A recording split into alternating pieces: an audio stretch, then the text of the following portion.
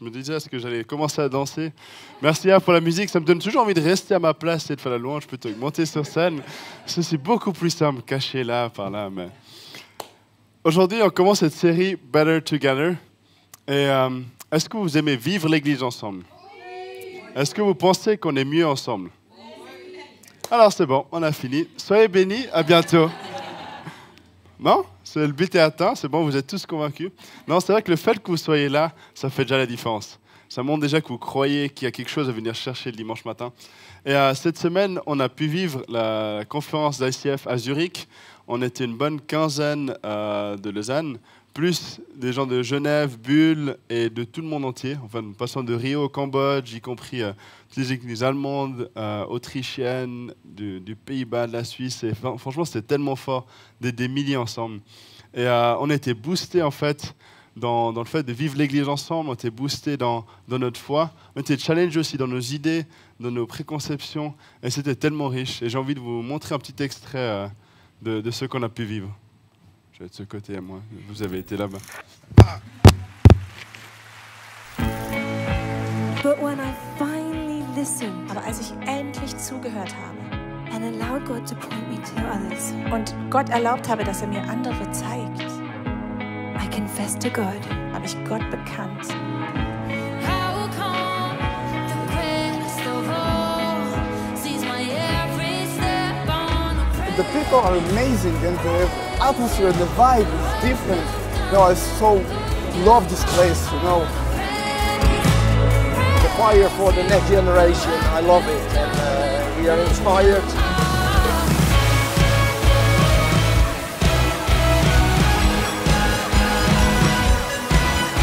Jesus baut noch immer seine Church. And Jesus is still building his church. Es ist ein großes Privileg, dass wir als große Familie miteinander Jesus nachfolgen können. Der ICF-Konferenz fand ich richtig cool, die Gemeinschaft unter den Menschen und dass man einfach so viel lernen durfte von verschiedenen Pastoren.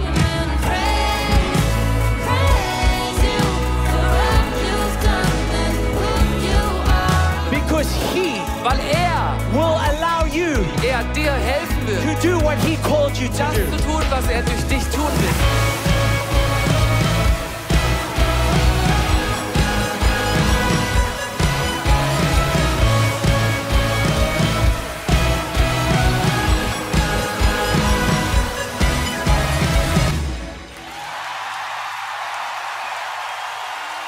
Voilà ce qu'on a pu vivre. Mais ce n'est pas juste à propos d'être plus, d'avoir plus de spectacles, d'être plus de monde. Ce n'est pas à propos de ça. Léo Bigger, le leader du mouvement, nous a aussi dit, si on pense grand, il faut aussi pouvoir penser petit. À l'inverse, si on pense petit, il faut pouvoir rêver grand. Parce que ce n'est pas à propos du spectacle, de combien on aime, mais de ce qu'on vit ensemble. Et c'est ça qu'on va aller chercher aujourd'hui, chercher un peu qu'est-ce qu'on vit ensemble et pourquoi. C'est vrai qu'aujourd'hui, moi j'ai beaucoup d'amis qui ont peut-être quitté l'église, qui sont quelque part et qui disent moi je vis ma foi tout seul ou je la vis autrement. Et c'est vrai que c'est une question je ne me suis pas souvent posé la question, mais en fait pourquoi je vais à l'église moi? Pourquoi est-ce que je pense qu'il y a une différence d'aller en fait? Et j'ai fait mon chemin là-dedans. J'en parler un peu plus dans mon témoignage après, mais moi j'ai grandi en tant qu'ado, j'allais à l'église, mais ouais, je vivais un peu le truc, voilà. Mais je vivais surtout ma foi à côté. Puis je me disais, finalement, c'est ça qui est important, non, c'est la relation personnelle avec Jésus. Puis le reste, voilà, c'est du bonus. Alors je dirais oui et non. Stéphanie a déjà un peu introduit. Il y a plus que ça, effectivement, à aller chercher. Et c'est ça qu'on va voir aujourd'hui. Mais j'ai juste envie de commencer par la prière. Ouais, Jésus, merci pour ton rêve, pour ton Église. Merci parce que toi, tu as lancé ce mouvement. Merci parce que toi, tu l'as construit avec nous. Et moi, je te prie vraiment que toi, tu puisses venir nous inspirer aujourd'hui, que tu puisses venir nous parler et que tu puisses venir pointer du doigt là où on a des endroits où on peut aller plus loin et que tu puisses changer nos idées là où elles ne sont pas alignées avec les tiennes. Amen. Alors, moi, j'aime bien commencer le message de manière surprenante, d'aller voir ce qui se passe dans la Bible. C'est un concept assez nouveau, mais j'aime bien faire ça encore. Et j'ai envie de regarder comment est-ce que ça se vivait cette foi communautaire dans la Bible. D'abord, dans l'Ancien Testament, on voit que toutes ces fêtes, c'est vraiment la communauté. Alors, ils avaient beaucoup de chance, ils avaient des jours fériés, c'était une semaine entière. Nous, on a eu jeudi, c'est déjà pas mal. Mais c'est vraiment ces grandes fêtes. Et c'est aussi ces grandes fêtes parce qu'en fait, ils allaient à Jérusalem. C'est un pèlerinage. Et en fait, ils se rappelaient tout ce que Dieu il a fait pour eux. Toutes les promesses qu'il a faites, toute l'histoire qu'ils ont vécue ensemble. Et oui, il y a plein de personnes dans la Bible qui avaient une foi personnelle très forte. Mais même si on pense à Noé, quand Dieu l'a regardé, il a dit, il n'y a qu'un seul qui fait ce qui me plaît. Mais même lui, il avait une famille. Et je pense qu'il vivait sa foi aussi, pas tout seul, mais avec sa famille. Et j'aime beaucoup un passage aussi à la fin de la déportation, quand ils revenaient à Jérusalem. À un moment, ils lisent le livre de la loi, donc les 5 premiers livres dans la Bible, la Torah. Et en fait, ils lisent ça ensemble. Ils redécouvrent ça ensemble. Il y a des prêtres qui expliquent en fait ce que ça signifie. Et je trouve que c'est tellement beau de voir dans l'Ancien Testament comme c'est ensemble. On voit dans les psaumes aussi, je ne sais pas si vous avez fait gaffe une fois, il y a des psaumes d'ascension. En fait, c'est quand ils montent à Jérusalem, et vu que c'est sur une colline, c'est des chants un peu d'ascension, parce qu'on monte vers Jérusalem. Et je trouve que c'est tellement fort, je les imagine tous ensemble en allant en pèlerinage, chanter ensemble, et vraiment cette unité. On n'en a pas fait cette année, mais on avait fait des fois des conférences où on allait, on avait un wagon, on était déjà en feu avant même d'arriver. Et c'est tellement cool de vivre ensemble. On a vécu là aussi, on a fait la louange ensemble, on a des moments dans le foyer, on vit vraiment ensemble. Et puis dans l'Ancien Testament, c'est la même chose, pas changé. Jésus, il vivait avec ses disciples. Ce n'était pas juste un cours du soir ou un samedi par mois, mais il faisait la vie avec eux. Et il les appelait ses frères et sœurs. Dans Matthieu 12, 48 à 50, il y a des gens qui disent « Ah, il y a ta mère et tes frères qui t'attendent dehors. » Puis Jésus répond, il dit « Mais qui est ma mère et qui sont mes frères ?» Et puis il tendit la main vers ses disciples et dit « Voici ma mère et mes frères. En effet, celui qui fait la volonté de mon Père céleste, celui-là est mon frère et ma sœur, ma mère. » C'est tellement fort de se dire qu'en fait, si on est aligné avec Dieu, si on le suit, il nous appelle ses frères et sœurs. C'est pour ça que je peux vous dire que vous êtes mes frères et sœurs en Christ. Et c'est tellement fort, en fait. On est une famille. On est au-delà de juste se voir ensemble, d'une association, on se voit, on a des intérêts alignés. Je pense qu'il y a plus que ça. Et on voit ensuite, dans les débuts de l'Église, ça continue. Quand on lit Pentecôte, donc ceux qu'on va fêter, quand le jour de la Pentecôte arriva, ils étaient tous ensemble au même endroit. Et on lit la suite, en fait, dans Actes des Apôtres, ils faisaient tout ensemble, ils vivaient la communauté. Et c'est tellement fort. Et la majorité des lettres, en fait, des livres du Nouveau Testament, sont des lettres pour des églises. Que ce soit des églises individuelles, comme Éphèse ou Corinthe, ou générales, plutôt comme Hébreux. Et même les quelques lettres qui sont adressées à des personnes, c'est pour des personnes qui sont des leaders dans l'église. Et on voit que tout le Nouveau Testament, en fait, est tourné vers ce côté de vivre la foi ensemble. Et du coup, on voit que dans l'Ancien Testament et dans le Nouveau, cette foi ensemble, elle est vraiment très forte. Et je pense que ce n'est pas pour rien. Je pense qu'il y a quelque chose de fort de vivre ça ensemble. Alors oui, il y a une foi personnelle, il y a des héros de la foi, comme ils disent dans Hébreu, mais ils vivaient ça ensemble. Ils se challengeaient, ils allaient ensemble, ils avançaient, ils avaient cette foi commune. Et j'ai envie de regarder maintenant quelle est la mission finalement de l'Église. Quelle est cette mission ensemble? Et Jésus, il a appelé l'Église comme le corps du Christ.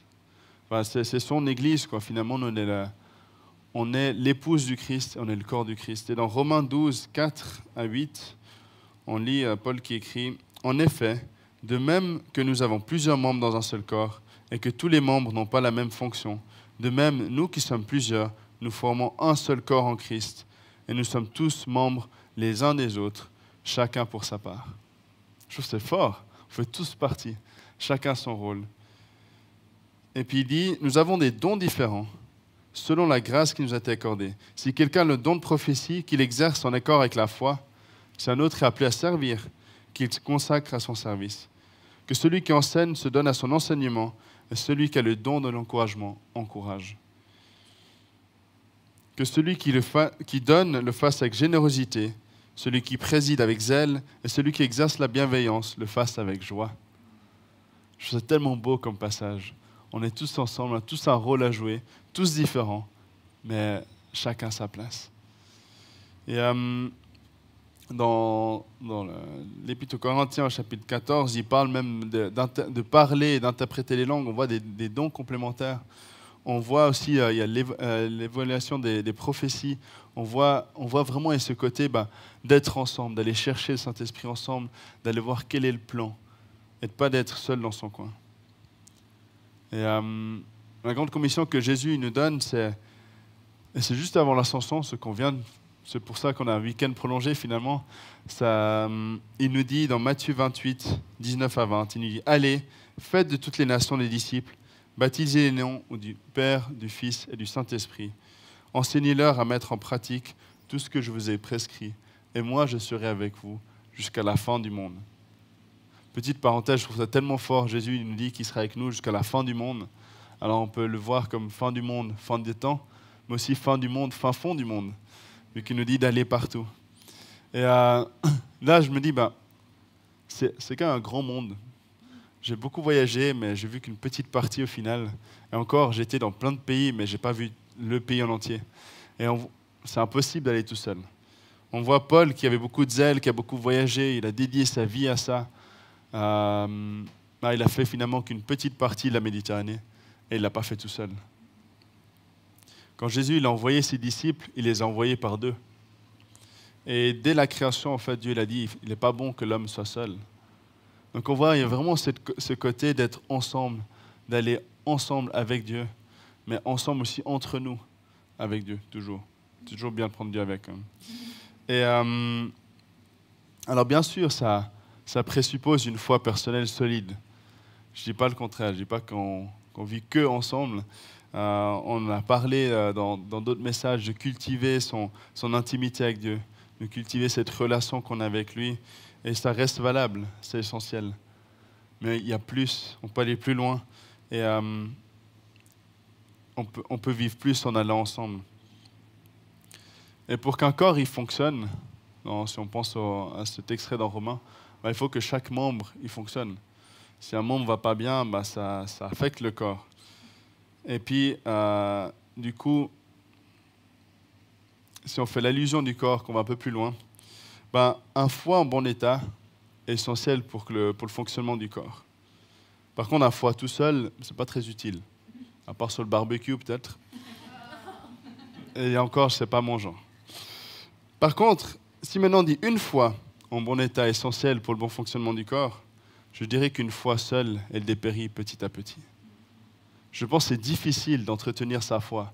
On a beau se motiver, beau être discipliné, aller chercher. Je pense que c'est difficile d'être tout seul. Un peu comme quand on fait du sport tout seul, on peut faire un moment, mais dès qu'on fait à plusieurs, en fait, on va plus loin. Parfois même, on ne se rend pas compte à quel point on fait plus. Et Jésus nous dit, il nous promet, dans Matthieu 18, 20, il nous promet, en effet, là où 2 ou 3 sont réunis, rassemblés dans mon version, en mon nom, je suis au milieu d'eux. Et c'est tellement fort. Tellement fort. Jésus nous promet que si on est ensemble en son nom, lui, il est là. Et si vous allez regarder dans quelle partie il dit ça, c'est dans le chapitre 18 de Matthieu. En fait, c'est tout au milieu d'un passage sur le pardon et sur le rôle de l'Église, finalement, dans la gestion d'un conflit entre deux personnes. Il leur dit d'aller d'abord seul, en parler, après de prendre d'autres, puis après d'en parler à l'Église. Et en fait, je trouve que c'est intéressant que ce passage-là, il soit au milieu de tout ça. Parce que ce n'est pas toujours facile de vivre ensemble. Et je trouve que c'est fort de dire que Jésus dit, là où 2 ou 3 sont réunis, je suis au milieu d'eux, et que ce soit au milieu d'un passage sur le pardon, sur la résolution de conflits entre deux personnes. Parce que finalement, qu'est-ce qu'on y gagne à être ensemble? Qu'est-ce que ça change? C'est ça, finalement, la clé. Dans Proverbe 27, 17, on lit ce verset, « Tout comme le fer aiguise le fer, l'homme s'aiguise au contact de son prochain. » Ma version personnelle, dans mon interprétation de la Bible, il y a écrit « Tout comme le fer aiguise le fer, le parent s'aiguise au contact de son prochain. » Ou c'est écrit « Joël s'aiguise au contact de ses enfants. » Parce qu'il faut beaucoup de patience. Et il me reste beaucoup de chemin à faire. Et je commence à comprendre petit à petit pourquoi ma mère est aussi patiente. Je pense que je l'ai bien entraînée. Et je pense que mes enfants m'entraînent. Alors c'est dur à venir, ça vient petit à petit. Mais la Bible, elle parle beaucoup de persévérance. Et parle de tenir bon dans l'épreuve. Ça fait partie de ce processus de sanctification, de devenir plus en plus comme Jésus. Et c'est pas facile. Supporter les uns les autres, c'est pas facile. Moi, je suis convaincu que ça nous rend meilleurs de devoir vivre avec des gens, de devoir s'adapter, de devoir écouter ce qu'ils ont à dire, d'être challengé dans mes idées. Mais c'est pas toujours agréable. Et j'ai une autre image pour vous. C'est l'homme s'aiguise au contact de son prochain, mais du coup, c'est un peu abrasif quand même. Alors, j'ai hésité à prendre une hache avec. Boum. J'ai hésité à prendre une hache, mais finalement, je me suis dit, bon, je vais prendre quelque chose un peu plus petit. Et puis, c'est un peu plus soft qu'une hache. T'aimes pas le son? Voilà, comme je disais, c'est abrasif, ça fait pas toujours du bien. Il n'y a pas tout le monde qui aime. Mais Léo Bigger, en fait, je l'ai trouvé assez... ça m'a pas mal touché la conférence, parce qu'il a parlé du fait que faire l'église ensemble, ça fait mal. Je vais arrêter, parce que sinon on ne peut plus écouter. Ça fait mal de construire ensemble, ça coûte. Parce qu'en fait, on est vulnérable. On travaille ensemble, et du coup, si on est vulnérable, on peut être blessé. Et je pense qu'on l'a tous déjà été. En particulier à l'église. Et parfois, on est surpris parce qu'on s'attend à ce que l'église soit un endroit sain, bienveillant. Et parfois, du coup, on est vulnérable parce que c'est un endroit où on est accueilli. Et du coup, on peut aussi être blessé. Mais je pense que ça vaut quand même la chandelle, en fait. Et parce que c'est pas à propos de nous. Alors, on grandit, nous, oui. On va au-delà de chacun, de nous-mêmes. On apprend à grandir en tant que personne, en tant que disciple. Mais ce n'est pas à propos de nous, c'est à propos de l'Église de Jésus. On construit ensemble, on construit son royaume. Et en fait, un couteau pas aiguisé, je ne vais plus l'aiguiser maintenant, mais un couteau pas aiguisé, il ne sert à rien. Et puis, si on veut être utile pour la construction, il faut un bon couteau aiguisé pour pouvoir couper, pour pouvoir travailler, pour pouvoir faire une différence. Un couteau pas aiguisé, il va surtout couper nos doigts, c'est dangereux. Et du coup, oui, ça fait mal. Oui, ça coûte. Et parfois, on n'a pas envie. Mais je pense que ça fait une différence. Emmanuel Morier de Bulle, que vous avez vu dans le highlight tout au début, elle nous a parlé du fait que c'est pour ça que l'Église est tellement puissante. Et quand on dit puissante, Jésus il a dit que les portes de l'enfer ne l'emporteront pas sur l'Église. Donc ça montre à quel point c'est fort, c'est solide. Et en fait, elle nous dit... L'Église est tellement puissante parce qu'on doit faire face à nos faiblesses. On doit faire face à notre vulnérabilité, à nos imperfections, en étant redevable, en confessant là où on n'était pas à la hauteur. Et ça, c'est difficile à vivre tout seul. C'est peut-être plus facile de se retirer dans son coin et de dire « j'ai pas envie de me confronter aux gens », mais on n'avance pas. On n'avance pas si on n'est pas confronté. Et ça nous oblige aussi à faire face à nos blessures, y compris celles qu'on s'afflige entre nous à l'Église. Et moi, j'ai toujours... le grand avantage de l'Église, c'est que c'est pour les gens qui ont besoin de Jésus, qui ont besoin de restauration, qui ont besoin de guérison. C'est pour les membres du corps qui sont malades ou qui sont en peine. Mais le défaut aussi, c'est qu'on est tous humains. Donc on est tous des organes qui ne sont pas tout à fait parfaits encore. On y arrivera un jour. Mais c'est important aussi de se rendre compte que oui, on peut être blessé, oui, c'est dur d'être vulnérable, mais de savoir pourquoi on le fait. Parce que, je cite encore Emmanuel qui disait, parce que fuir nos défaillances finalement, au lieu de nous rapprocher de Dieu, au lieu d'avoir cette guérison, cette restauration, en fait, ça nous éloigne de lui. Parce que si on n'arrive pas à déposer nos fardeaux au pied de la croix, on ne peut pas recevoir ce pardon, cette restauration. Et Jésus, lui, il est fort. Là, nous, on est faibles. Mais comme Stéphane l'a dit avant dans Ésaïe, c'est par ses meurtrissures que nous sommes guéris. C'est tellement fort, je trouve, de dire, voilà, dans notre discipulat, ça nous coûte. C'est difficile d'accepter d'être vulnérable, de se mettre à nu, en fait, et d'être challengé, de confesser, d'être redevable, mais ça fait vraiment une différence. Moi, j'ai mis du temps à saisir l'utilité, en fait, ou de voir ou de saisir l'utilité de la communauté. C'est surprenant. Je suis allé à l'église en tant qu'enfant, avec ma famille. Puis quand j'étais ado, j'étais en Guinée, et puis je pense que j'ai apprécié le fait d'aller à l'église sans vraiment comprendre, sans vraiment saisir la plus-value. Et puis en fait, les cultes en Guinée, ils étaient longs. Je dirais 3-4 heures. Et moi, ce que ça m'apportait surtout, c'est que pendant que c'était trop long, moi, je lisais ma Bible. Alors vous allez dire, c'est toujours ça. Au moins ça. Mais par contre, je n'ai pas vécu la communauté. J'étais dans mon coin, je lisais tout seul. Et puis, j'ai pu vivre la communauté à travers le groupe de maison avec mes parents, avec le groupe de jeunes. Et je veux dire que même dans mes années à ICF, parfois, je pense passer à côté du but, quoi. Je venais parce que la louange, c'était cool. Ou parce qu'on avait des amis, qu'on passait du bon temps ensemble. Et ça m'est arrivé, en fait, à un moment où ça a continué comme ça. J'étais un peu désillusionné de l'église, en fait. J'étais là, voilà, finalement, ça dépendait des gens, et puis ça dépendait, voilà. Et j'ai dû aller au bout de la terre, en fait, pour redécouvrir un feu pour l'église. Vraiment, littéralement. J'étais en Nouvelle-Zélande avec Mariska. Et puis, on allait d'une église à l'autre, parce que on voyageait, puis on allait voir les églises. Et ça m'a mis tellement le feu, en fait. C'est un pays où j'avais l'impression que, comme dans la Bible, quand on lit qu'ils avaient oublié qui était Dieu, c'est comme ça que je me sentais en Nouvelle-Zélande. C'était tellement post-chrétien qu'en fait, on était chez des gens autour de Noël, ils nous ont dit « Ah non, faites pas trop Noël, parce qu'en fait, on ne croit pas au Père Noël. » J'étais là... L'habitude que les gens ne fêtent pas Noël parce qu'ils ne croient pas en Dieu ou parce qu'ils ne fêtent pas Noël, voilà.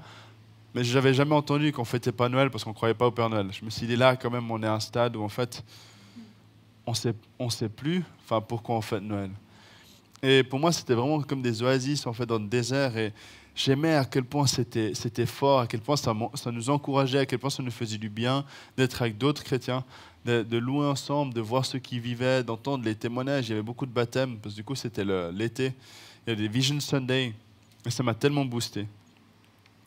Et à la fin de cette période, en fait, moi, j'ai senti comme un appel de revenir en fait en Suisse, de revenir à Lausanne, de rester à ICF. Et the rest is history. Toujours là. Et c'est pas facile. Parfois, c'est dur. Ça nous coûte. On lutte, on essaie d'avancer. Mais ça vaut la peine. Parce que moi, quand je viens le dimanche, je suis boosté dans ma théologie en échangeant avec les uns les autres. Le dimanche, au Connect, de manière générale, quand je vis l'Église, je suis challengé dans ma vie de foi et dans mon discipulat. Je suis nourri dans ma compréhension de ce que Dieu, qui il est et ce qu'il fait. C'est pour ça que les témoignages sont aussi tellement puissants, parce qu'en fait, ça me motive de voir ce que les gens y vivent. Et c'est cool de pouvoir venir et d'être soutenu dans les moments plus difficiles, dans les moments où on vit des choses difficiles, mais aussi les moments où peut-être ma foi elle est peut-être un peu moins en feu. Et c'est cool de venir dans un endroit et de sentir que Dieu il a l'œuvre. Et ça me motive. Et aussi, quand ça va bien, de pouvoir partager mes joies, en fait. De pouvoir avoir des gens avec qui dire « Ouais, j'ai vécu ça, c'est tellement cool. » Parce que tout seul, parfois, tu appelles là « Ah, j'ai vécu des trucs cool. » Mais si tu ne veux pas le partager, c'est pas la même chose, quoi. Et dans cette série, on aura l'occasion d'aller voir encore plus loin, d'aller voir un peu comment on peut vivre dans la famille, comment on peut vivre les miracles, comment est-ce que l'Église peut aussi nous apporter du réconfort, comment est-ce qu'on loue. Et je me réjouis tellement de ces messages, en fait, parce que je crois vraiment qu'ensemble, ça va mieux et on va plus loin. Et oui, nous vivre la communauté, construire l'Église ensemble, ça nous met face à nos faiblesses, à nos blessures, à nos difficultés, mais ça nous réconforte aussi. Ça nous aide dans notre discipulat à grandir, ça nous aide à devenir de plus en plus comme Jésus, de faire connaître sa bonne nouvelle et de faire d'autres disciples aussi, des gens vers qui on va. Et j'ai envie de finir ce message sur un moment de face-to-face avec quelques questions. Je ne sais pas si vous avez déjà posé la question, pourquoi est-ce que je viens à l'église? Peut-être c'est une habitude, Peut-être que ce n'est pas une habitude. Mais de se poser la question, pourquoi est-ce que j'y vais? En quoi est-ce que je crois? Qu'est-ce que je crois que ça fait comme différence? Quel est l'impact sur ma vie de foi ou sur ma vie tout court? Qu'est-ce que ça a comme impact sur ma croissance en tant que disciple? Et je pense qu'il y a aussi la place pour se poser la question, qu'est-ce qui est difficile? Qu'est-ce qui est dur pour moi? Et de dire, où est-ce que j'ai peut-être été blessé? Ou est-ce que j'ai des choses à déposer, des choses où peut-être je suis en colère?